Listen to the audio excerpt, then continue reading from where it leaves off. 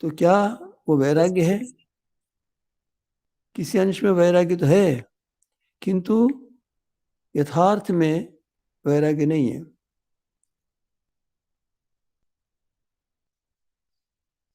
क्योंकि मैंने ये बतलाया था कि हम जानते हैं कि चलते चलते एक सूर्य के प्रकाश से रत्न जैसा दिखा लाल पदार्थ हाथ डाला, तो क्या था वो? राग था।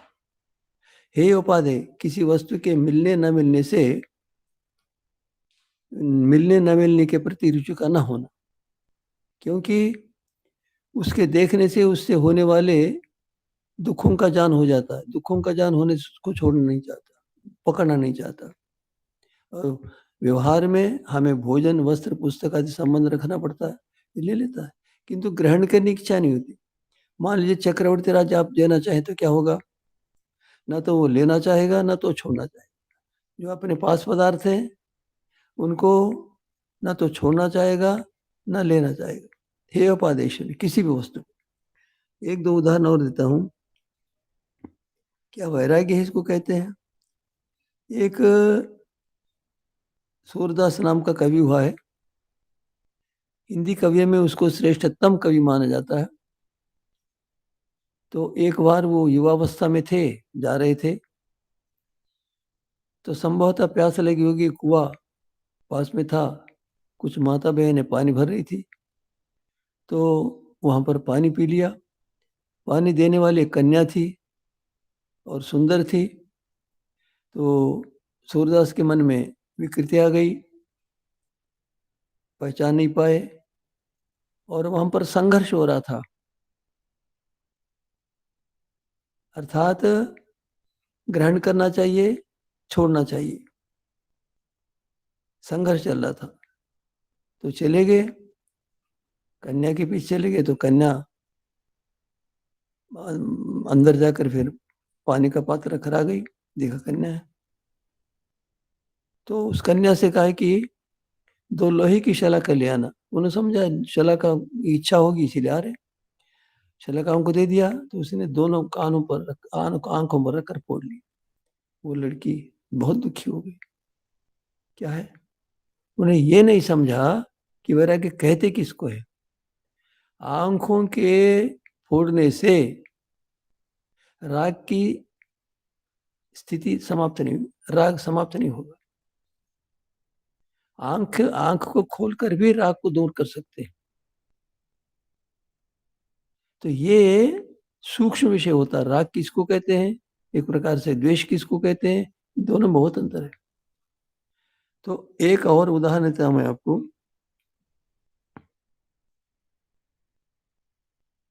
वाचस्पति मिश्र और भामती। वाचस्पति मिश्र ने 6वें दर्शन पर लिखे। महर्षि पतंजलि के वेद भाष्य का भाष्य भी किया है। सांख्य पर सांख्य तत्व कौमुदी लिखी है। वेदांत दर्शन पर शांकर भाष्य का भाष्य किया है। बहुत ऐसा न्याय सूत्र पर। इस प्रकार कहने का है कि 6वें दर्शन पर उन्होंने लिखा है। बहुत बड़े विद्वान थे। उनमें यह विशेषता थी कि जिस ग्रंथ की प्रक्रिया से भाष्य करते थे, उस ग्रंथ की प्रक्रिया के अनुकूल ही करते थे भाष्य। तो एक बार ऐसा कहते हैं, वो स्थान तो मैंने देखा था जहां पर ये रहते थे, साधना करते थे। 2 कुटियाएं बनी हुई थी, असम तो छिन्न छिन्न हो गई। तो वहां पर जाकर देखा, दोनों के सामने कुंड थे, जल कुंड थे। तो वहां पर एक कुंड के सामने कुटिया बनी थी, उसमें ये वाचस्पति मिश्र रहते थे। वो लिखते रहते थे, पढ़ते रहते थे, लिखते रहते थे, पढ़ते रहते थे। बस उनका एक ही चिंतन था, लिखना पढ़ना लिखना। सात्विक वृत्ति के थे। उनमें लिखने पढ़ने में इतने निमग्न हुए थे कि संसार के विषयों से वो एक प्रकार से दूर हो गए थे। तो कहते हैं कि एक बार वो बत्ती बुझ गई, दीपक बुझ गया, तो कलम नीचे रखकर बैठ गए। थोड़ी देर में प्रकाश आ गया, दीपक आ गया। देखा तो एक महिला थी वहां पर। रात्रि का समय था, लिखते जा रहे थे, महिला का वहां होने का कोई संभव नहीं था। उन्होंने पूछा कौन है, तो कहती है कि वो रोने लगी। बहुत देर के पश्चात बोले मैं आपकी पत्नी हूँ। उन्होंने पूछा कि क्या मेरा विवाह हो गया, ये घटना बतला रहा हूँ, इतिहास है। तो और रोने लगी, हो गया विवाह। तब से अब तक कहाँ रही, ये और भी जटिल प्रश्न था।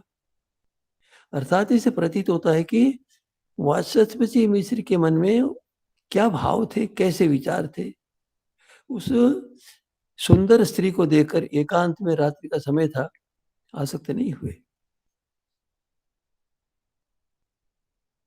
फिर पूछा क्या करती रही, कहाँ रही। कहते हैं कि मैं कुटिया से बाहर रही और आप कुटिया के भीतर रहे।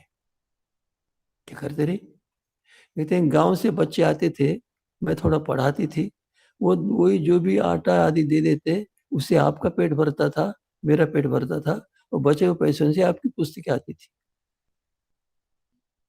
इतना कहा। वाचस्पति से मिश्र को पता चल गया कि मैं परिवार सहित हूँ, मेरी पत्नी है, ये सब कुछ व्यवस्था कर रही। उन्होंने कोई मुझसे कुछ भी वो नहीं किया। अर्थात इतने निमग्न हो गए पुस्तक लिखने लिखाने में, उनको ये भी पता नहीं था कि मेरा विवाह हो गया, ये मेरी पत्नी है, वो यहीं रहती है। फिर बहुत महान विद्वान थे, बड़े तार्किक थे, सूक्ष्म बुद्धि थे, महान पंडित थे। तो उन्होंने समझ लिया कि उस स्त्री के मन में क्या विचार है। कह दिया नहीं। और सामान्य रूप से प्रत्येक स्त्री की इच्छा, सामान्य रूप से करोड़ों स्त्रियों में से एक आध को छोड़कर इच्छा रहती है कि संतान हो। उनके मन में भी इच्छा थी। वाचस्पति में समझ गए, ने कहा कि नहीं। पढ़ते लिखते मेरा शरीर शुक्र कांटा हो गया। यदि हमारी संतान हो जाएगी, लोग समझ लेंगे कि महान विद्वान वाचस्पति मिश्र की संतान निकम्मी होगी। ये जानने योग्य है कि मैं एक आयुर्वेद का विद्यार्थी हूँ। तो अर्थात मनुष्य को संतान उत्पन्न करने से पहले देखना पड़ता है कि हमारी संतान होगी, किस प्रकार की संतान होगी। संतान होती कैसे है, माता पिता के शरीरों के बीजों से होता है, होती है। अब क्या हो गया, अब ये देखते हैं कि यदि इससे संतान हो जाएगी तो क्या होगा, परिणाम प्रतिकूल होगा, क्योंकि शरीर तो सूकर कांटा जैसे होगा। उनका मन तो शास्त्रों के लिखने लिखाने में लग गया, न पत्नी में रहा, न किसी में रहा, कुछ भी नहीं रहा। तो पत्नी आ गई, न छोड़ने की इच्छा, न ग्रहण करने, उसके है ही नहीं समझ। मैंने क्या देखो, क्या विषयों के प्रति उनकी रुचि नहीं हुई। कहा कि मैं तुम्हारी इच्छा पूर्ण करता हूँ। उनका नाम था भूमति भामती। कहते हैं कि वो अंतिम ग्रंथ था उनके जीवन का, शंकराचार्य के वेदांत दर्शन भाष्य। शंकराचार्य का भाष्य कुछ और कहता है, वेदांत दर्शन कुछ और कहता है। चलो ठीक है, शंकराचार्य ने अपनी की इच्छा, अपने विचार के अनुसार वेदांत दर्शन के भाष्य को पलट कर रख दिया और उसके पर व्याख्यान के वाचस्पति ने उसका नाम रख दिया भामती। इतना होने पर भी स्त्री के प्रति आकृष्ट नहीं हुए। इसका कहते हैं वैराग्य कहते हैं। और एक है, एक राजा हुए, संभवतः अज नाम का राजा हुआ। सांख्य दर्शन में उनका इतिहास आता है।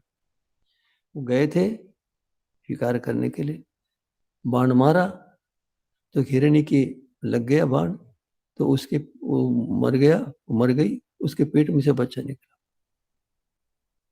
अब वो राजा ले आए, पालने लगे। अब राजा का काम क्या था, राज्य व्यवस्था करना था, न्याय की व्यवस्था करनी थी। पालने लगे और अंत में उनका शरीर छूटने लगा।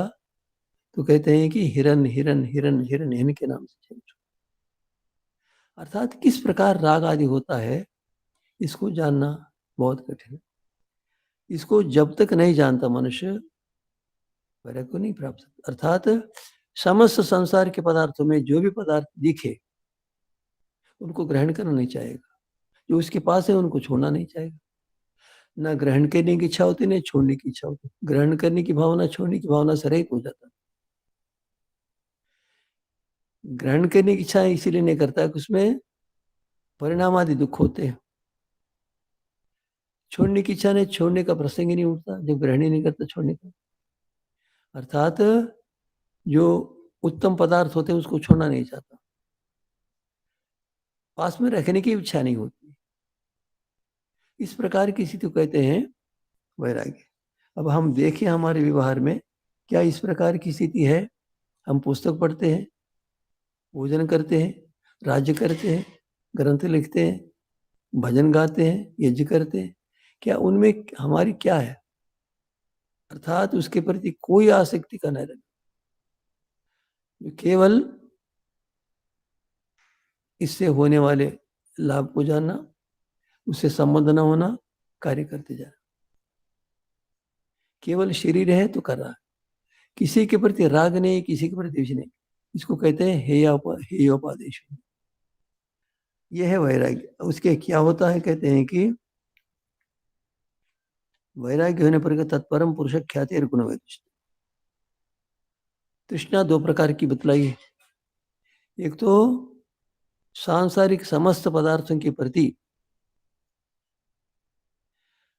उसका उसके प्रति राग का न होना, वही तृष्णा कहते हैं तत्परम पुरुष ख्याति। अर्थात अब तक तो वैराग्य का लक्षण किया, अब कहते हैं कि पुरुष ख्याते है। कहते हैं जीवात्मा का जब ज्ञान हो जाता है तो गुण वैतृष्णम, सत्वरज तमस के प्रति तृष्णा का समाप्त, सचना की समाप्ति हो जाती। अब हम पढ़ रहे हैं पुस्तक, ठीक है, पढ़ना चाहिए, किंतु प्रश्न ये है कि जब जीवात्मा का ज्ञान हो जाता, जीवात्मा के स्वरूप का ज्ञान हो जाता है तो सत्वरज तमस के प्रति रुचि समाप्त हो जाती। क्या जीवात्मा के स्वरूप का ज्ञान हो गया हमको? मैंने जो भी परीक्षण करके देखा ऐसा जानी। अर्थात जीवात्मा के होने का भी हमें ज्ञान नहीं है, इसीलिए कह रहा हूं कि ऐसा देखा जाता है। एक 3800 वर्ष पहले लगभग बुद्ध नाम के व्यक्ति हुए, संसार पर उनका बड़ा प्रभाव रहा। उन्होंने, राजकुमार थे, उनके मन में राग नहीं था संसार के, पकड़ पकड़ कर उनको रखना चाहा, युवराज बनाया। तो उन कई घटनाओं को देखी, घटनाएं देखी, छोड़िए संसार। उनका विवाह हो गया, संसार के प्रति राग नहीं था। फिर एक दिन एक संतान भी हो गई और रातों रात पत्नी को छोड़कर चले गए। वर्षों तक साधना की, क्या क्या साधना पता नहीं। उसके पश्चात उनको एक प्रकार का ज्ञान हो गया, और उस ज्ञान में क्या देखा उन्होंने कि समस्त प्राणियों से प्रेम करना सीखा, हृदय पूर्वक प्रेम करते थे, कोई संदेह नहीं था। इतना प्रेम करते थे, मारने वाले के आने पर भी उसके प्रति हिंसा की भावना नहीं रहती थी। बहुत प्रभावित किया लोगों को। एक बार की बात है, एक व्यक्ति ने आकर पूछा, भगवान आत्मा है कि नहीं? ये प्रश्न उत्तर मैंने किसी पुस्तक में पढ़ा था। उन्होंने कहा कि उनका नाम लेकर का राजकुमार था शायद। कैसे आए? उन्होंने कहा कि बैलगाड़ी से आया हूं। तो बैलगाड़ी क्या होती है? अनेक लकड़ियों का समूह है, गाड़ी क्या है? अब ऐसे एक उदाहरण देता हूं। एक वस्त्र है, वस्त्र क्या है? धागों को अलग कर दिए, धागों को और अलग अलग कर दिए, रुई हो जाएगी। क्या है वस्त्र? इस प्रकार आत्मा नाम का कोई पदार्थ ने, ऐसा उनका अभिप्राय प्रतीत होता उससे। अब उन्होंने क्या सिद्धांत स्थिर किया?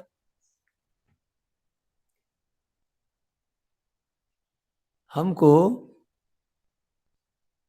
जो कामना होती है उस कामना से दुख होता है। एक तो उन्होंने कहा है कि जीवात्मा नाम का कोई पदार्थ है नहीं, एक। दूसरा क्या है, कामना ही होती है, कामनाओं से दुख होता है। ये दोनों सिद्धांतों ने प्रतिपादित, लाखों ने करोड़ों मनुष्यों को प्रभावित किया उनके जीवन ने, और उनके बहुत सारे शिष्य रहे हैं, आज भी बहुत सारे उनके शिष्यों का बहुत सारा साहित्य बना हुआ। ये क्या आत्मा का ज्ञान है बुद्ध को? उनके इस घटना के आधार पर मेरा विचार है कि उनको आत्मा का ज्ञान नहीं था। तो और सूक्ष्मता से जाकर कहते हैं कि तो वो जो है ना, जो दुखों का कारण राग कहते हैं ना, और कामनाओं का कारण राग कहते हैं, उसे दुख होता है। ये भी उनका सिद्धांत ठीक नहीं था। महर्षि मनु ने कहा है कि यदि कामना ना हो तो पलक का झपकना भी संभव नहीं होगा। महर्षि दयानंद जी से स्वीकार किया। अर्थात सांसारिक पदार्थों के प्रति राग का होना, वह राग, उसे दुख होता है।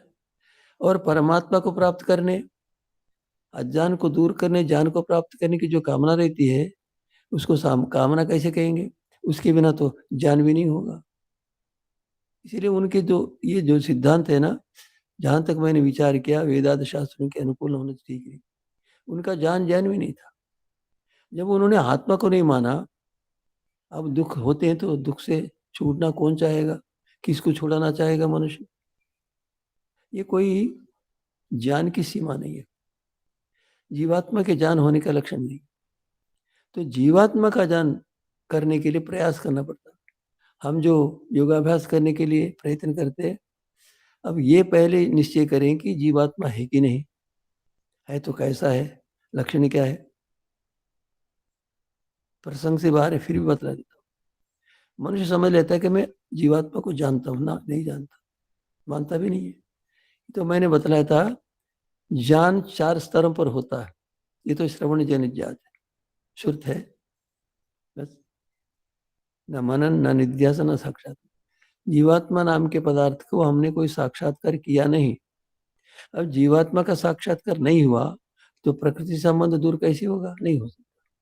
इसीलिए प्रसंगवशात दो में एक बात बतला देता हूं।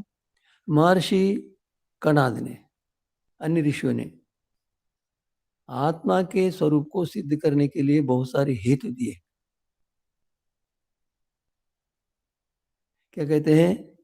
प्राण, अपान, निमेश, उन्मेष, जीवन, मन, गति, इंद्रिय, अंतर्विकार, इच्छा, द्वेष, प्रयत्न, सुख दुख, जानाने, आत्मल्य। महर्षि कणाद ने 14 लक्षण किए। प्राण, वायु तिरछी चलती है,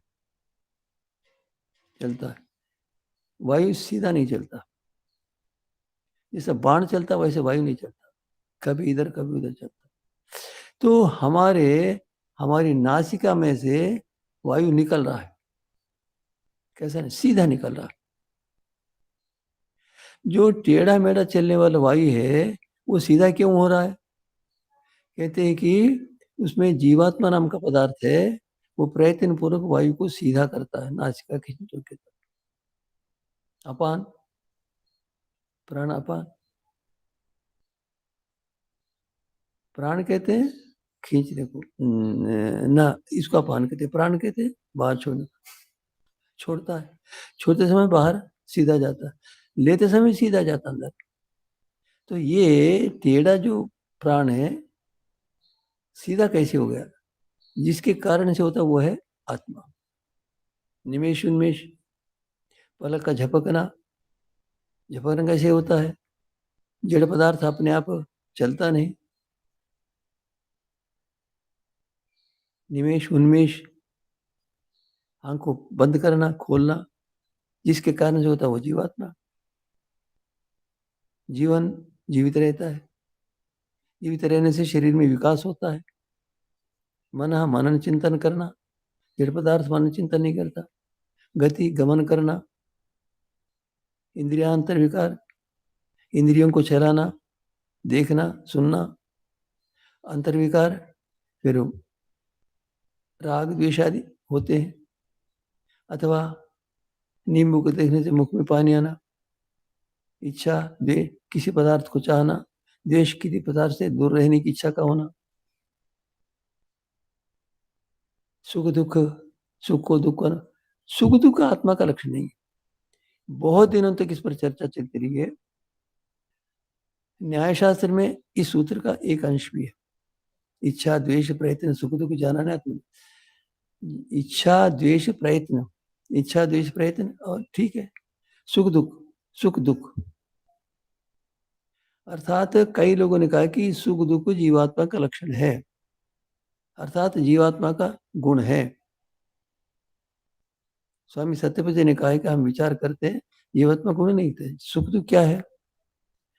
महर्षि सांख्य ने, कपिल ने सांख्य बतलाया है, व्यास भाष्य में भी कहा, सत्वम सुखम, अर्थात सत्व ही सुख है। अर्थात जो पदार्थ होता है ना, पदार्थ मान लीजिए, पदार्थ ये तीन गुणों से बना, सत्व रजस तमस नामक जड़ पदार्थ से बना हुआ। सत्य से जब सत्व प्रधान होता तो उसको ले लेता मनुष्य, सुख मिलता। रजा प्रधान होता तो मनुष्य को इसको दुख दुख मिलता। तमा प्रधान होता उसको कहते मैं सुखी हूं, मैं दुखी हूं, ऐसा। तो ये सुख दुख जन जीवात्मा का लक्षण है, जीवात्मा का लक्षण है, किंतु जीवात्मा का धर्म, जीवात्मा के गुण नहीं है। लक्षण जिससे, जहां पर सुख दुख होता है उस लक्षण से जानते हैं कि सुख दुख का को जानने वाला जो है वो जीवात्मा नामक पदार्थ है। सुख दुख जीवात्मा का गुण नहीं है, सुख दुख इन लक्षणों को जानने वाला, सुख है दुख है, केला सुख है, विष दुख है, इस प्रकार जो सुख दुख को जानता है, सुख क्या है? सत्व को जानता है। सत्व प्रधान होने पर सुख मिलता, प्रजा प्रधान होने पर दुख मिलता। तो इनके कारण से सुख दुख को जो जानता है वो है जीवात्मा। जीवात्मा सुख दुख धर्म से युक्त नहीं, जीवात्मा के गुण नहीं है ये। ज्ञान, ज्ञान भी आत्मा का गुण है, ज्ञान होने से जानते हैं कि ज्ञान वाला जीवात्मा है। इस प्रकार हम पहले जीवात्मा के अस्तित्व को समझे। इसे पहले मैंने बतलाया था, जीवात्मा के विषय में जितना सुनो, जितना चिंतन करो, उतना सूक्ष्म ज्ञान होगा, इसके बिना ज्ञान नहीं होगा। हम क्या देखते हैं, मैंने बतलाया था 10 प्रकार के शरीर हैं, छोटा बड़ा मोटा पतला काला पीला। तो उनमें भिन्न भिन्न पदार्थों में रहने वाला एक है मैं, सबको ही मैं ही कहता, तो वो है जीवात्मा। वो क्या होता है, कहाँ है, इसको देखने से सूक्ष्मता से पता चलेगा कि शरीर के हाथ के रहने पर भी मैं कहता है, ना रहने पर भी मैं कहता, और मोटा है तो भी मैं कहता, पतला हो तो भी मैं कहता। उसके शरीर का भार आधा हो गया तो आधा मैं ऐसा नहीं कहता, मैं कहता। अर्थात ये जो परिवर्तन होने वाला, परिवर्तन जिसमें हो रहा वो पदार्थ जीवात्मा नहीं है, शरीर है। इस प्रकार हम शरीर से पृथक अपने को देख सकते। तो इस प्रकार बहुत काल तक निरंतर प्रयत्न करने से मनुष्य को आत्मा का ज्ञान होने लग जाता। ऐसा थोड़ा पता नहीं, थोड़े प्रयत्न से नहीं, बहुत प्रयत्न, वर्षों तक प्रयत्न करना। अर्थात उसका प्रयत्न जितना होगा, जितना ज्ञान उसका होगा, उसके आधार पर हो। तो मनुष्य जीवात्मा के स्वरूप को पहले जाने, शास्त्रों के वचन से जाने, परीक्षण करे, चिंतन करे, उसके पश्चात पता चलेगा कि जीवात्मा से ये भिन्न प्रकार का।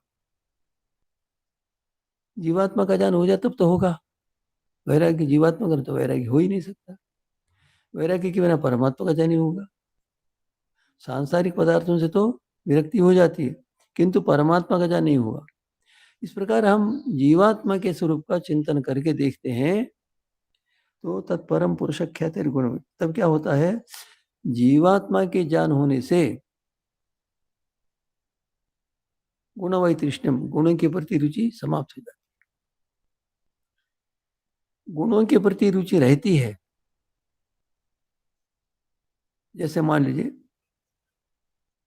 एक व्यक्ति बहुत बड़ा संपत्ति वाला है, बहुत बड़ा संपत्ति है, बहुत बड़ा दानी है, यज्ञ करता, परोपकार करता, बहुत बड़ा स्वाध्याय करता, संध्या करता, ईश्वरोपासना करता, ध्यान लगाता। भूकंप आ गया, उसकी सारी संपत्ति मिट्टी में मिल गई, समाप्त हो गया, सारी संपत्ति समाप्त हो गई। तब क्या होता है, उसको दुख होता है कि नहीं होता? होता है। तो उसने जीवात्मा को नहीं समझा। तो जब जीवात्मा को जान लेता है तो इसके प्रति, गुणों के प्रति अवैतृष्ण हो जाता है, ये सारे का सारे ये गुण थे, सत्व रजस तमस से बने हुए पदार्थ थे। तो मनुष्य जीवात्मा के स्वरूप का चिंतन करते करते करते करते, शरीर ही जीवात्मा है, उससे भिन्न है, उसका ज्ञान करने लगेगा, अनुभव करने लगेगा, धीरे धीरे धीरे धीरे। वो क्या कहा, निरंतर नैरंतरी सत्कार से अत्यंत मध्य मध्य में अवकाश नहीं देते हुए निरंतर श्रद्धापूर्वक विचार करते हैं, तो उस समय जीवात्मा के अस्तित्व का ज्ञान दृढ़ हो जाता है। इस प्रकार मनुष्य पहले जीवात्मा के स्वरूप का चिंतन करता है, अनुभूति करता है, श्रवण मनन इतिहास साक्षात्कार। उस समय क्या होता है, जीवात्मा के स्वरूप के समान प्रकृति के स्वरूप नहीं दिखता। जीवात्मा का स्वरूप सुख दुख से रहित है, अपरिवर्तनशील है, और प्रकृति से बने पदार्थों में परिवर्तन होता रहता है। इस प्रकार उन गुणों के प्रति रुचि समाप्त हो जाती, इसको कहते हैं वैतृष्ण्य। तत्परम पुरुष ख्याति। जब जीवात्मा का ज्ञान हो जाता है, समय सत्वरजस तमस उससे बने हुए संसार के समस्त पदार्थों से प्रीति समाप्त हो जाती, अरुचि हो जाती। क्या होता है उसके पश्चात, क्या होता है, दृष्टा अनुश्रम के विषय दोष दर्शी। क्या होता है, देखे पदार्थों के प्रति और जो अनुश्रवी के वेदों में शास्त्रों में लिखा हुआ ऐसा पुण्य मिलता है, ऐसा होता है, उत्तम शरीर मिलता है, होता है, उनको कहते हैं अनुश्रवी। उनमें सर्वत्र दोष दिखता, दुखी दुख दिखते, दोषदर्शी, विरक्ता, उनसे राग रहित हो जाता। पुरुष दर्शनाभ्यास, पुरुष के दर्शन के अभ्यास से, पुरुष को देखने के लिए अभ्यास करता है, शरीर से अपने को पृथक देखता है। शरीर पर आघात हो गया तो उसको दुख होता है कि नहीं होता है, तो पुरुष का साक्षात जान, नहीं होता तो जान लेता है कि हाँ ये शरीर में आघात है, मैं उसे संबद्ध होकर उसको अनुभव कर अपने मान रहा हूँ, इस प्रकार जानो। पुरुष के दर्शन का अभ्यास निरंतर करना पड़ता है। तत्शुद्धि प्रविवेक आख्यायित आप्यायित बुद्धि, कहते हैं कि वो जान, जीवात्मा के होने का जान विशुद्ध हो जाता, उसमें किसी प्रकार की भ्रांति नहीं रहती, किसी प्रकार का अज्ञान नहीं रहता। वो स्वामी सत्यव्रत जी कहा करते थे, ज्ञान अज्ञान, अज्ञान ज्ञान के परिवर्तन, कर्म बतलाया। अब वो बाद में आरंभ में बतलाया करते थे। पहले एक ज्ञान हो गया, उसमें फिर संदेह हो गया, ये ज्ञान का स्तर दूसरा, फिर भ्रांति हो गई, फिर अज्ञान हो गया। इस प्रकार पुरुष के विषय में हमने जान लिया, उसके पश्चात उसमें संदेह हो जाता है, भ्रांति हो जाती, फिर अज्ञान हो जाता। तो हमारा चलता है, पुरुष की अनुभूति करते हम, चिंतन करते करते पुरुष ऐसा अनुभव करे, फिर उसके पश्चात हो जाता, तो ये निरंतर चलता है। तो जब उसको पुरुष के स्वरूप का ज्ञान हो गया, अर्थात वो दृढ़ हो गया, सुदृढ़ हो गया, उस समय उसकी बुद्धि पवित्र हो गई। कहते हैं उस विकसित बुद्धि के, विकसित विवेक ज्ञान के आधार पर गुणेभ्य व्यक्ताव्यक्त धर्म के भय विरक्त, अर्थात व्यक्त अव्यक्त धर्म वाले ये गुण है ना, सत्व समझ, अत्यंत स्थूल से लेकर सूक्ष्म तक है। तो कुछ गुण व्यक्त हो जाते, कुछ गुण अव्यक्त हो जाते। तो व्यक्त अव्यक्त धर्म का प्रकृति से, सत्व धर्म से विरक्ता, राग से रहित हो गया, उसके स्वरूप से जीवात्मा के स्वरूप को भिन्न अतिरिक्त देखता। तद्वयम, तो दो प्रकार का वैराग्य, तत्र यदुत्तरम तद ज्ञान प्रसाद, मतलब जो पर वैराग्य है, ज्ञान की लब्धि से, ज्ञान की प्राप्ति से, ज्ञान से ही हो जाता। जैसे उदय, उस ज्ञान के, जिस ज्ञान के उदय होने पर क्या होता है, कहते हैं प्रतिदित ख्याति, अर्थात ख्याति, अर्थात एक प्रकार का विवेक ज्ञान उत्पन्न हो गया। एवं मन्यते, तब क्या जानता वो, प्राप्तम प्रापणीयम, जो मुझे प्राप्त करना है मैंने प्राप्त कर लिया। ये बहुत सूक्ष्म विषय। क्षीणा क्षेत्रव्या क्लेशा, जो 5 प्रकार के क्लेश है उनको क्षीण करना था, मैंने क्षीण कर लिया। छिन्ना श्रेष्ठ पर्वा भव संकल्प, जन्म कर मरना, मर कर जन्मना, ये जो निरंतर चलता आ रहा था भव संक्रमण, जन्म लेने का क्रम छिन्ना उच्छिन्न होगा। अर्थात बेल बढ़ती जाती है, लंबी होती जाती है, 5 गज 6 गज 10 गज, और यहाँ इसको काट दिया तो समाप्त। वो जन्म लेना मरना जन्म, ये जो क्रम चलता है वो सारा का छिन्न हो गया। अब ना जन्म ना मरण।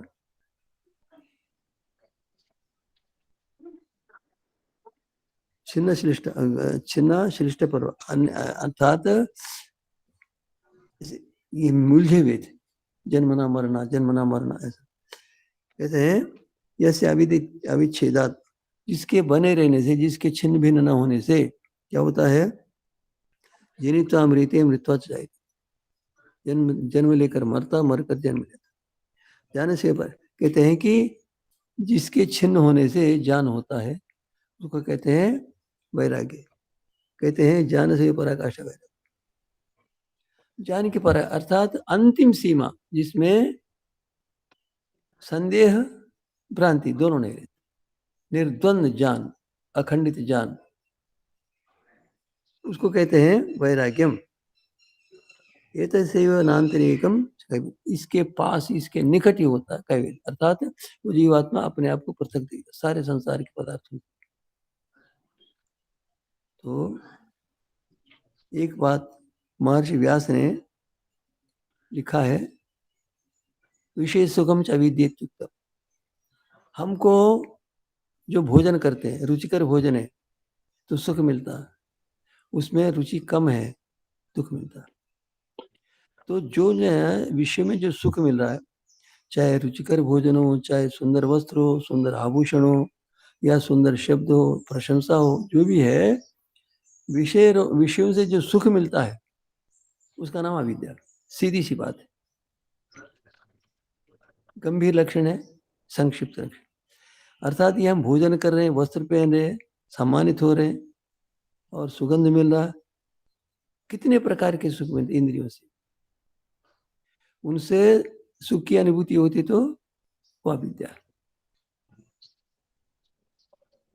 सूक्ष्म विषय।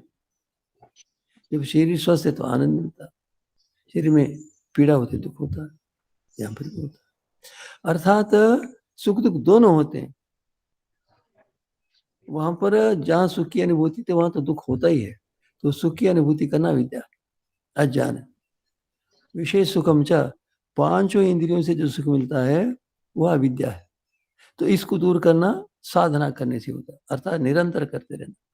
हम भोजन करते हैं या सुनते हैं, पढ़ते हैं, देखते हैं, सूंघते हैं, चखते हैं, इनमें परीक्षण कर देखना चाहिए, क्या इससे सुख मिल रहा है या दुख मिल रहा है। दुख मिला तो सुख है, सुख मिला तो दुख होता है। इस प्रकार जहाँ सुख होता है वह विद्या है, सुख है तो समझ लो उसके साथ दुख है, उसके साथ वो है सत्व रजस तमस। इस प्रकार हम साधना पर प्रयत्न करें, शब्दों को सुनते हैं, बड़े बहुत व्याख्यान सुनते हैं, पढ़ते हैं, ठीक है, पढ़ना चाहिए, सुनना चाहिए, पढ़े सुने बिना ज्ञान होता भी नहीं। बहुत वर्षों तक साधना करते करते, पढ़ते लिखते, पढ़ाते लिखाते जाकर उसको ज्ञान हो जाता।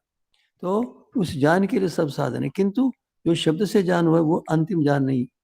इस प्रकार हम देखते हैं ये तत्परम पुरुष कहते गुण कृष्ण। अब समस्त पदार्थों से उसके दोषों को देखकर वैराग्य हो गया, और जब वो सूक्ष्मदर्शी से होकर सत्य समझ के स्वरूप को जानकर उनके स्वरूप से जीवात्मा का स्वरूप भिन्न है, वो अनित्य है और परिणामी है, संचारी है, जानकर जीवात्मा का ऐसा नहीं देखता। तो इसके ज्ञान होने से क्या प्रकृति और सत्य समझ के प्रति अरुचि हो जाती है, उसको कहते हैं वैराग्य, पर वैराग्य। तो कहते हैं कि अतः उपाय द्वयेन निरुद्ध चित्तवृत्ते, अभ्यास और वैराग्य रूपी दोनों साधनों से निरंतर अभ्यास से, फिर उससे जनित वैराग्य से, विवेक ज्ञान से निरुद्ध चित्तवृत्ति, इसकी चित्तवृत्ति निरुद्ध हो गई। एकाग्र निरुद्ध, पहले एकाग्र होता है फिर इसका निरुद्ध। कथम उच्यते संप्रज्ञात समाधि, अर्थात एक प्रकार से एकाग्र चित्त में संप्रज्ञात समाधि। संप्रज्ञात समाधि किसको कहते हैं? अर्थात हम एकाग्र स्थिति में पहुंच गए और उस अवस्था में संप्रज्ञात समाधि होती है। ऐसा कहा।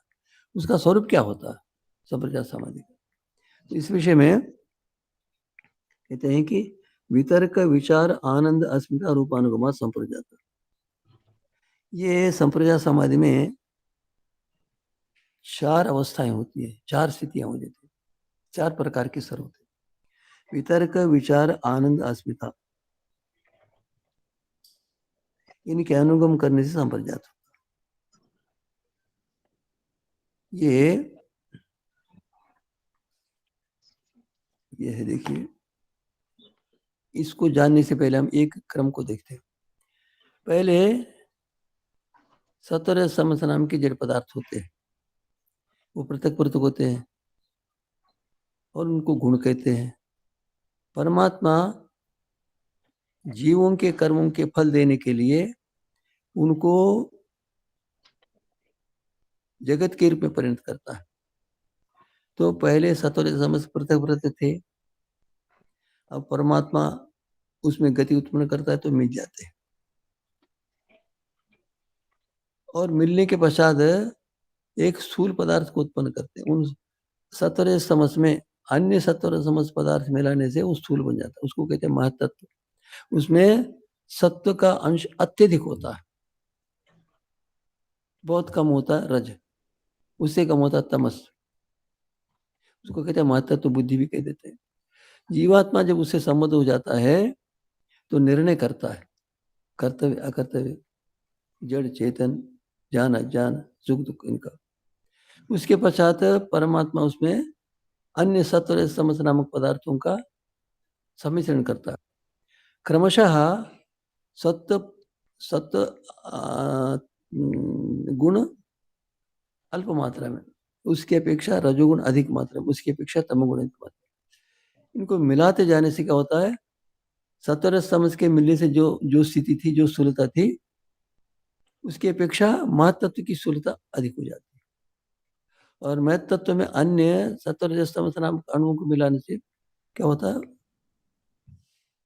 अहंकार हो जाता है, वो स्थूल हो जाता है। उसके पश्चात अहंकार में और सत्वर समस्त नामक गुणों को मिलाता है तो उस समय 10 इंद्रियां, 5 ज्ञानेन्द्रियां, 5 कर्मेंद्रियां और दूसरा एक तन्मात्र क्रम, ये उत्पन्न हो जाते हैं। उनमें फिर सत्वर समस्त मिलाने से क्या होता है? वो 5 तन्मात्रा जो है ना, स्थूलभूत के रूप में परिणत होता है, और उन स्थूलभूतों से पृथ्वी वृक्ष ये सारे, तो ये सूक्ष्म से स्थूल की ओर और स्थूल से सूक्ष्म की ओर।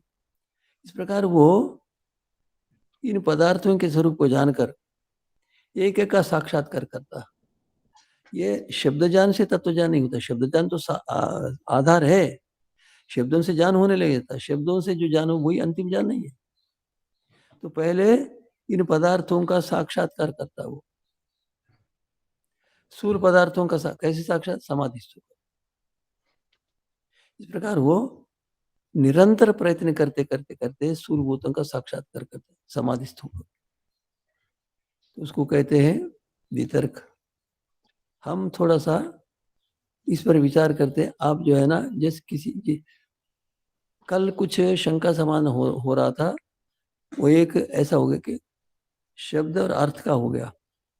आप प्रश्न पूछने वालों के लिए अवकाश दे दीजिए। अब इस पाठ में आपको जो भी संदेह है तो वो पूछ सकते हैं।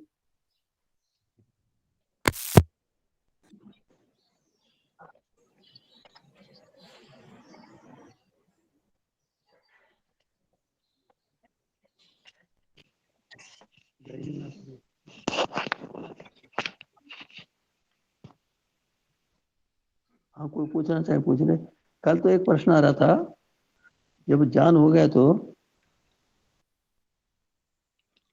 शब्दार्थ ज्ञान के विषय पूछ रहे थे।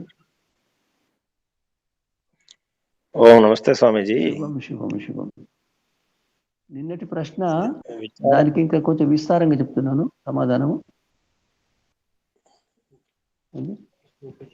విచార వితర్క ఆనందాస్మిత ని- ని- అన్నారు ని- కదా. ని- నిన్నటి ప్రశ్నకు నేను కొంచెం విస్తారంగా సమాధానం చెప్తాను. శబ్ద స్వామీజీ. అర్థ జాన, శబ్దార్థ జానం, ఈ మూడు వేరే. అంటే శబ్దం, శబ్దం అంటే చెవుల ద్వారా వినేది శబ్దం. ఆ శబ్దాన్ని వేరే ఇంద్రియ ద్వారా పట్టుకోలేము మనం. ఆ తర్వాత నేత్రాల ద్వారా చూడబడే పదార్థము, స్పర్శ జ్ఞానం ద్వారా తెలుసుకోబడే పదార్థము, అది అర్థం. శబ్దము అర్థం వేరు వేరు. దాని జ్ఞానం వేరే. అంటే ఇది శబ్దం, ఇది జ్ఞానం అనే, ఇది ఈ ద్రవ్యం అనే జ్ఞానం వచ్చింది కదా, దాన్ని జ్ఞానం అంటారు. शब्द अर्थ जान, शब्द केवल शब्द है, धम ये भी शब्द हो गया, संगीत का शब्द है वो, और उनका अर्थ होता है जो का खा गा गा आदि అక్షరాలు ఉన్నాయి కదా, వాటి ద్వారా जो శబ్దం అది ఒక వస్తువును వ్యక్తం చేస్తుంది. అయితే శబ్దం చెవులతో వినబడే ధమ్ పన్ ఇవన్నీ శబ్దాలు.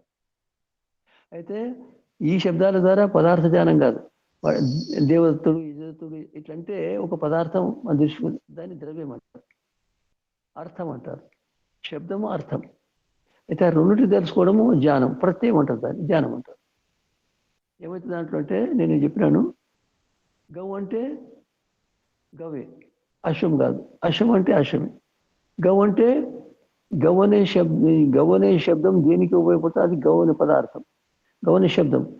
శబ్దాన్ని మనం గౌన శబ్దాన్ని చెవుతో వింటాం, కానీ గౌ దేని అంటారు, అది మనం చెవులతో వినలేము, చూడవలసి. దాన్ని ద్రవ్యం అర్థం అంటారు. సంబంధం అంటే గౌ అంటే ఈ పదార్థం, అశ్వం అంటే గౌ అనే శబ్దము దేనికి వర్తిస్తుందో అది అశ్వానికి వర్తించింది, అశ్వం అనే శబ్దం దేనికి వర్తిస్తుంది, అది గౌ అనే పదార్థానికి. ఈ విధంగా శబ్దార్థ జ్ఞానం మూడు వేరు వేరు ఉంటాయి. చెప్పండి, వితరక ప్రశ్న ఇస్తున్నది ఎవరు? నమస్తే, కృష్ణమూర్తి స్వామి. నమస్తే. నిన్న మీరు చెప్పింది ఇప్పుడు శబ్దము అర్థము జ్ఞానము విషయంలో, శబ్దము చెవి ద్వారా, అర్థము ఈ కన్ను దృశ్యం ద్వారా, ఈ జ్ఞానం ఏదైతుందో ఇది ఆత్మ ద్వారా తెలుసుకునేది అని అట్లా అర్థం చేసుకోవచ్చు కదా స్వామిజీ స్పష్టంగా? శబ్దం అన్నప్పుడు కేవలం చెవి ద్వారానే వింటాం. అవును అవును. అర్థం అన్నప్పుడు అది కంటి ద్వారా చూసి లేదా స్పర్శ ద్వారా ఇట్లా చూసి మాత్రమే తెలుసుకుంటాం. తర్వాత దాని జ్ఞానం ఏదైతుందో అది కేవలం ఆత్మకు తెలుస్తుంది. అంటే ఇట్లా ఇట్లా అర్థం చేసుకోవచ్చు కదా స్వామిజీ స్పష్టంగా, వేరు వేరు భేదం. అవును, జ్ఞానం అర్థం, జ్ఞానము ఆత్మగుణమే, జ్ఞానం నైమితిక జ్ఞానం అంటారు దీన్ని. స్వామిజీ స్వామిజీ ధన్యవాదాలు సార్, చాలా ధన్యవాదాలు. శుభం శుభం. ఇంకేమైనా అడగండి. ఓం నమస్తే స్వామిజీ, నేను రఘువీర్ని మాట్లాడుతున్నాను. శుభం శుభం, చెప్పండి. నిన్న మీరు ఆత్మనే బంధువు అని అన్నారు, ఆత్మకు బంధువు అని అన్నారు. అంటే బంధువు అంటే అన్న తమ్ముడు వీళ్ళు బంధువులు, అక్క చెల్లెలు బంధువులు. అంటే బంధువులు ఎందుకంటే మనం మన తల్లి కడుపులో అందరితో బతికిపోవడం, తల్లి కడుపులోనే అందరికి సంబంధం. అయితే ఆ విధంగా ఏ వ్యక్తి అయితే పూర్తిగా ధర్మాన్ని అనుసరించి, జ్ఞానాన్ని అనుసరించి వ్యవహారం చేస్తాడో ఆ వ్యక్తి తన ఆత్మకు బంధువుగా. ఒకవేళ ఆత్మను ధిక్కరించి దానికి విరుద్ధంగా వ్యవహారం చేస్తే ఆత్మనే శత్రువు. ఆ విరుద్ధంగా వ్యవహారం చేయడానికి ఆధారం ఆత్మనే. ఇటు దానం చేయడం ఆత్మ, ఇతర పదార్థాలు లాగడం ఆత్మ. ఒకటి పరోపకారం చేయడం ఆత్మ, ఒక పరాపకారం చేయకూడదు. ఇవన్నీ ఆత్మ ద్వారా జరుగుతాయి. అయితే ఏ జ్ఞానం ద్వారా మనుషునికి సుఖము, ఆనందం, మోక్షం లభిస్తుందో దాన్ని బంధువు అన్నారు. అంటే బంధు, ఇదేమో శత్రువు అయిపోతుంది. ఆత్మనే బంధువు, ఆత్మని శత్రువు. అంటే మోక్షానికి కావలసిన జ్ఞానాన్ని సంపాదించేది బంధువు ఆత్మ. బంధనానికి సంపాదించే జ్ఞానాన్ని శత్రువు అంటారు, మిత్రుడు. అంటే ఆత్మనే ఒకటే, అది ఆత్మ ఈ ఆత్మ వేరు వేరు కాదు, ఒకటే ఆత్మ. ఒకే ఆత్మ ఒకసారి ఆర్యుడు, ఒకసారి అనార్యుడు, ఒకసారి ధర్మ, ఒకసారి అధర్మ. ఆ విధంగా మన ఆత్మనే మంచి కర్మలు, చెడు కర్మలు, శుభకర్మలు చేస్తుంది. అయితే శుభకర్మలు చేసే ఆత్మ తనకు బంధువుగా, అశుభకర్మలు చేసే ఆత్మ శత్రువు. ఆత్మనే ఒకటే. ఆ విధంగా శత్రువు మిత్రుడు ఆ విధంగా అవుతాయి. తన ఆత్మనే. శత్రుడు వేరే, మిత్రుడు వేరే. ఆత్మనే శత్రువుగా మారిపోతుంది, మిత్రుడుగా మారిపోతుంది. చాలా సంతోషం స్వామిజీ, స్పష్టంగా చేశారు మీరు. స్వామిజీ అంటే ఇక్కడ మనము జ్ఞానం అజ్ఞానమే అనుకోవచ్చు కదా, శత్రు మిత్రు. జ్ఞానం తర్వాత జ్ఞానం మిత్రుడు, శత్రువు ఆ రీతిలో. సరి అయిన జ్ఞానం ఉంటే మిత్రుడు, విరుద్ధమైన జ్ఞానం ఉంటే శత్రువు. అతడే జ్ఞానాన్ని అజ్ఞానాన్ని సంపాదించి జీవాత్మనే. శుభకర్మ శుభకర్మ చేసే జీవాత్మనే. శుభాశుభకర్మ చేసే జీవాత్మనే. శుభకర్మలు దేవదత్తులు, అశుభకర్మలు ఈదత్తులు చేయడం కాదు, అతడు చేస్తాడు. ఆ మోక్షానికి, బంధనానికి ఆత్మనే కారణము. అనుసరించే వ్యవహారం. ఆ జ్ఞానము కర్మ. అశుద్ధ జ్ఞానం అశుద్ధ కర్మ, శుద్ధ కర్మ శుద్ధ జ్ఞానం. ధన్యవాదాలు. శుభం శుభం. చెప్పండి.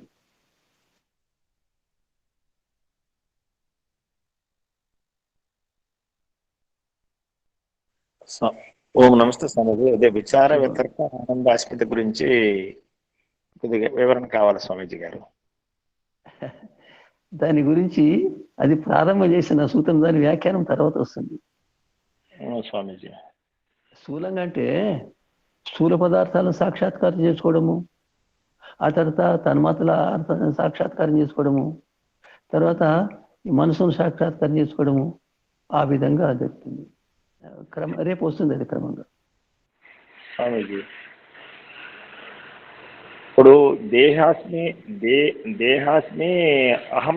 అహం దేహాస్మి, అహం జీవోస్మి, అహము బ్రహ్మాస్మి అంటారు కదండి. దాని అర్థం ఏంటండి సంస్కృత పరంగా? మళ్ళీ సార్ చెప్పండి మీరు.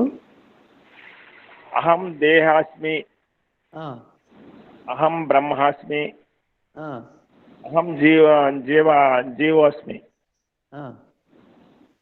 దానికి తెలుగులో ఏమిటి అర్థమని కొద్దిగా స్వామీజీ. అహం దేహ అంటే నేను శరీరాన్ని, నేను బ్రహ్మను, నేను జీవుని అని 3 రకాల జ్ఞానం ఉంటుంది. అహం దేహం అంటే అది అజ్ఞానమే. అంటే శరీరాన్ని తనకు అభిన్నంగా, తనకు వేరుగా చేసుకోకుండా శరీరాన్ని తనను ఒకటిగా చేసేసి మాట్లాడడం పేరు అహం దేహాస్మి. నేను దేహాన్ని, నేను శరీరాన్ని అని అర్థం. అహం బ్రహ్మాస్మి అంటే ఆ బ్రహ్మను తనను ఒకటిగా భావించి నేను బ్రహ్మ అని అనుకోవడం, అది కూడా అజ్ఞానమే. నేను జీవాత్మ అనుకోవడం, అది సరి అయిన జ్ఞానం. అంటే అసలు అక్కడ అస్మి అంటే అక్కడ దేహమునందు ఉన్నానా, లేకపోతే నేను దేహమునై ఉన్నానా? దేహాస్మి అంటే నేను దేహమును అన్నట్టు, నేను బ్రహ్మను అన్నట్టు, నేను జీవుని అన్నట్టు. అస్మి అంటే ఉన్నాను అర్థం. అహం దేహాస్మి అంటే నేను దేహమునందు ఉన్నానండి. నేను దేహమును అంతే. అంటే అది శుద్ధం కాదనమాట. అది కాదు, అంటే దేహం కాదు. శరీరాన్ని తనను ఏకంగా భావించినప్పుడు అటువంటి శబ్దం వస్తుంది. నేను శరీరాన్ని అనుకుంటాను కదా మనందరూ సామాన్యంగా. అవును సార్. నేను శరీరాన్ని, అది అజ్ఞానం. తర్వాత నేను బ్రహ్మను, అది కూడా అజ్ఞానమే. నేను ఆత్మను జీవాత్మను కూడా సరి అయిన జ్ఞానం. స్వామీజీ నమస్తే అండి. శుభం శుభం. చెప్పండి.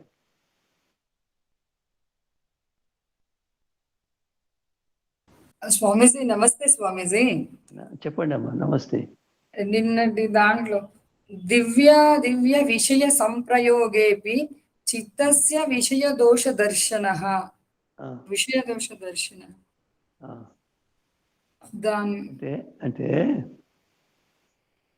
దివ్య విషయం అంటే, దివ్య విషయాలంటే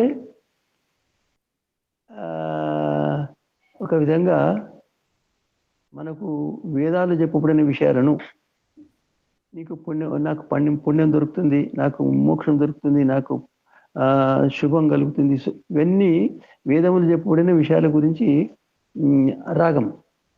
అది అంటే సామాన్యంగా లౌకికంగా నాకు ధనం లభిస్తుంది, నాకు సమానం లభిస్తుంది, నేను ధనవంతుని పోతా, ఇవన్నీ అది విషయాలు. వాటిలో ఉండే పరిణామ తాప సంస్కార దుఃఖాన్ని బట్టి పరిశీలించి వాటి ఎడల ఈ దుఃఖము అని తెలుసుకుంటే దాని పేరు వైరాగ్యం అంటారు.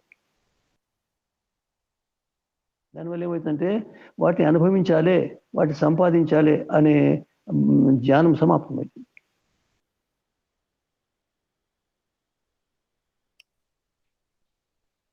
ఒక చిన్న ఉదాహరణ ఇవ్వాలి నేను మీకు. చెప్పండి స్వామీజీ. చిన్న పిల్లలు ఉంటారమ్మా, మీకు తెలుసు. ఆ చిన్న పిల్లలు తేలిని పట్టుకోపోతారు, కొడుతుంది నాకు, ఏడుస్తారు, తెలుసు కదా మీకు. స్వామీజీ ఆ పెద్దగా అయిన తర్వాత పట్టుకోడు. ఆ విధంగా శరీరం పెద్దగైతే ఇక్కడ జ్ఞానం పెరగాలి. ఆ విధంగా అయితే ఇది పరిణామ సంస్కార దుఃఖాలని అర్జున రక్షణ దుఃఖాలను తెలుసుకొని వాటిని గ్రహించడానికి సిద్ధంగా ఉంటాడు, వాటికి దూరంగా ఉంటాడు. ఉన్న వాటిని వదిలిపెట్టాలని కోరు, ఉన్నది ఉంటుంది, లేనిది లేదు. అట్లా దీని పేరు వైరాగ్యం అంటారు. దివ్య విషయ సంప్రయోగే అంటే చిత్తస్య అంటే అంటే ఆ విషయాలు లభించినప్పుడు కూడా, సంప్రయోగం అంటే వాటి ఉపస్థితిలో అవి లభించినప్పుడు వాటిలో దుఃఖాలు చేసుకో. ఇప్పుడు ఉదాహరణ చూడండి, ఒక ఆయన ప్రధానమంత్రి అయిపోయినాడు, అర్థమైందా? ప్రధానమంత్రి అయ్యే లోపల అతనికి తెలిసిపోయింది చాలా సమ్మానము, చాలా సుఖము, చాలా అధికారం లభించింది, తెలుసు కదా. ఆ తర్వాత రాగానే సగం మంది అనుకూలం, సగం మంది ప్రతికూలం సరికి చాలా దుఃఖకరమని మనసులో ఇక ప్రధానమంత్రి కాకూడదని భావించి ధనవంతుడైన సంపాదించి, ధనవంతుడైతే అతడు దానం చేసిన కొంతమంది నాకు ఇవ్వు ధనం లేకపోతే చంపేస్తా అంటే అది భయం. ఆ విధంగా ఏ ప్రపంచంలో ఏ సుఖం కానీ, ఇంద్రియాల ద్వారా వచ్చే సుఖం కానీ, దానికంటే వేరే సుఖం కానీ, దాంట్లో అన్నిటిలో దుఃఖం అనే విషయాన్ని తెలుసుకుంటాడు. ఎందుకంటే సమస్త పదార్థాలు సత్వం రజస్తమస్ అనే పదార్థాలతో ఉత్పన్నమైంది కాబట్టి వాటిలో దుఃఖం ఉంటుందని తెలుసుకుంటాడు, వాటి దూరంగా ఉంటుంది. దాని పేరు వైరాగ్యం.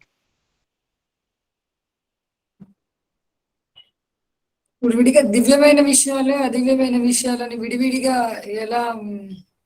ఇప్పుడు మీరు చూడండి, ఇప్పుడు మనము లోకంలో చూసే విషయాలన్నీ సామాన్య విషయాలు.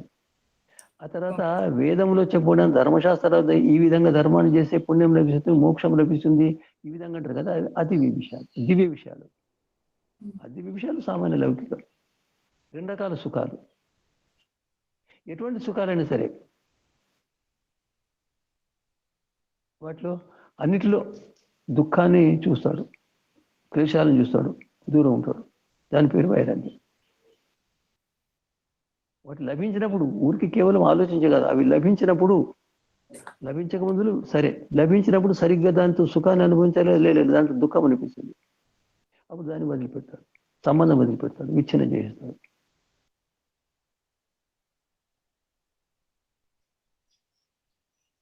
చెప్పండి.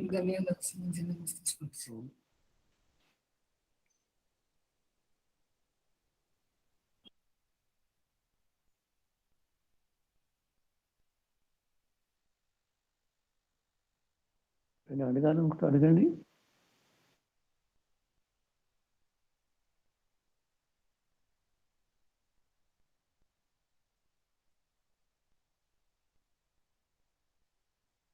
ఒకవేళ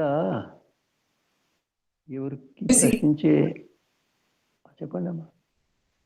ఇక్కడ దీంట్లో ఎదుత్తరం తజ్ఞాన ప్రసాద మాత్రం, మరి ఏదండి అది? ఇది 16ది స్వామీజీ. జ్ఞాన ప్రసాదం అంటే అతనికి ఏదైతే జ్ఞానం లభించిందో ఆ పురుషుని జ్ఞానం కావడం వలన గుణాల గురించి అరుచి కలిగిందో అది జ్ఞానం వల్ల వచ్చిందే. ఉత్కృష్టమైన జ్ఞానం ద్వారా దాని పట్ల అరుచి ఏర్పడ్డది. దాన్ని వైతృష్ణ్యం అంటారు. ఎదుత్తరం జ్ఞాన ప్రసాద మాత్రం అయితే ఏ పరవైరాగ్యం ఉన్నది కదా, పరవైరాగ్యం ఉత్తరం అంటే పరవైరాగ్యం, అది కేవలం జ్ఞానం ద్వారా వచ్చిందే. ఎదుత్తరం అంటే ఇప్పుడు పరవైరాగ్యం. యత్ అంటే ఏదైతే, ఉత్తరం అంటే తర్వాతదో. రెండు వైరాగ్యాలనేమా, ఒకటి మొదటిది సామాన్య వైరాగ్యం, ఇదేమో పరవైరాగ్యం. అయితే అపర వైరాగ్యము విషయాల్లో దుఃఖాన్ని చూడడం వల్ల, పరవైరాగ్యము ఆ పురుషుల్లో ఉండే స్వరూపాన్ని తెలుసుకొని ఈ గుణాల పట్ల అరుచి కలగడం, దాని పరమ. అది జ్ఞానం వల్ల వచ్చింది ఆ వైరాగ్యం. ఇక్కడేమో అనేక రకాల విషయాల్లో దుఃఖాలు అనుభవించి దాని పట్ల వైరాగ్యం వచ్చింది. ఇక్కడేమో కేవలం జ్ఞానం వల్లే కలిగింది వైరాగ్యం. ఏది ఉత్తరం తది జ్ఞాన ప్రసాదం. ఏది ఉత్తరం అంటే ఏదైతే తర్వాత వచ్చిన వైరాగ్యం ఉన్నదో పరవైరాగ్యం, అది జ్ఞానం వల్ల వచ్చింది. అక్కడ అనుభవించి చేసి తెలుసుకున్నది కాదు. విషయాలలో దుఃఖాన్ని అనుభవించి తెలుసుకున్నట్టుగా అక్కడ అనుభవించి తెలుసుకున్నది కాదు, జ్ఞానం ద్వారా సూక్ష్మ బుద్ధి ద్వారా తెలుసుకునే విషయం. ఇప్పుడు విషయాల వల్ల వైరాగ్యం ఏదైతే కలిగిందో దానిని మార్చుకునే స్థితి ఉంటుందా స్వామీజీ? వైరాగ్యం ఇంకా జ్ఞాన విషయాల్లో కలిగిన దుఃఖాన్ని అతడు విషయాలకు కలిగిన దుఃఖాన్ని అనుభవించిన తర్వాత విషయాల పట్ల రుచి ఉండదు. అది జ్ఞానమే. విషయాల ద్వారా అనేక రకాల దుఃఖాన్ని అనుభవిస్తాడు కదా, ఆ దుఃఖాల వలననే దాని పట్ల వైరాగ్యం ఏర్పడుతుంది. అరాగం అంటే రాగం లేకుండా ఉంటుంది, రాగం సమాప్తమవుతుంది. ఏది చూడండి మీరు, ఒకరికి ప్రధానమంత్రి పదవి ఇచ్చింది, ప్రధానమంత్రిగా అయితే చూసాడు, అరే 5 సంవత్సరాలే వైరాగ్యం. దాంట్లో అనేక రకాల శత్రువులు. ఈ విధంగా దాంట్లో దుఃఖాలు, విషయ సుఖాల్లో దుఃఖాన్ని తెలుసుకోవడం పేరు వైరాగ్యము. ఆ తర్వాత ఆ జీవాత్మ యొక్క స్వరూపం తెలియడం వల్ల ఈ జీవాత్మకు సత్వర సమాసానికి చాలా భేదము అని తెలుసుకొని, జీవాత్మ స్వరూపము విశిష్టమని తెలుసుకొని ఆ సత్వర సమాసం పట్ల అరుచి ఏర్పడుతుంది. దాని జ్ఞానం వల్ల కలుగుతుంది. అక్కడ అనుభవించే విషయం ఏం లేదు అక్కడ. ధన్యవాదాలు స్వామీజీ. నమస్తే. శుభం శుభం శుభం శుభం.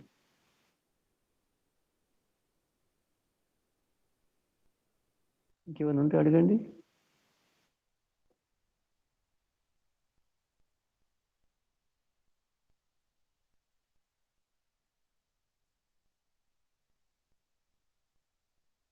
ఒకవేళ ఇక ప్రశ్నలు అడిగే స్థితి లేకపోతే దీన్ని సమాప్త చేయొచ్చునా?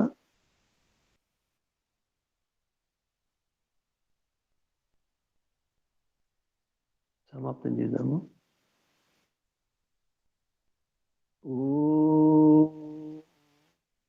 ద్యౌః శాంతిరంతరిక్షం శాంతి, పృథివీ శాంతిరాపః శాంతిరోషధయః శాంతి, వనస్పతయః శాంతిర్ విశ్వే దేవాః శాంతిర్బ్రహ్మ శాంతి, సర్వం శాంతి శాంతిరేవ శాంతి, సా మా శాంతిరేధి.